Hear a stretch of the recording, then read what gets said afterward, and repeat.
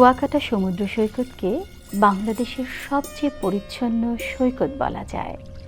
ভৌগোলিক অবস্থানের কারণে এই জায়গা থেকেই সূর্যোদয় এবং সূর্যাস্তের মনোরম দৃশ্য দেখা যায়, তবে সেটা সৈকতের দুই প্রান্ত থেকে।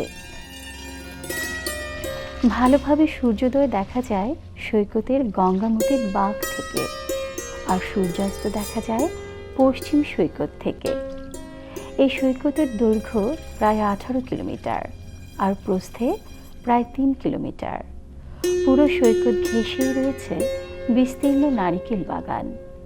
সমুদ্র সৈকতের পূর্ব প্রান্তে রয়েছে গঙ্গামতির খাল, এরপরই গঙ্গামতির সংরক্ষিত বনাঞ্চল।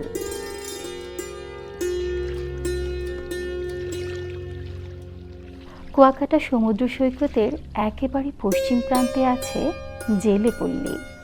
মাছের শুটকি তৈরির বিশাল একটি এলাকাও আছে এখানে। এছাড়া পুরো সৈকত জুড়েই সারা বছর দেখা মিলবে মাছ শিকারীদের বিভিন্ন কৌশলে মাছ ধরার দৃশ্য।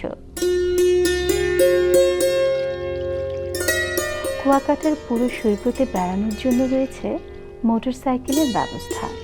একটি সাইকেলে দুজন ভ্রমণ করা যায়। হাতে সময় থাকলে এই সময়টিতে ঘুরে আসতে পারেন কুয়াকাটা থেকে।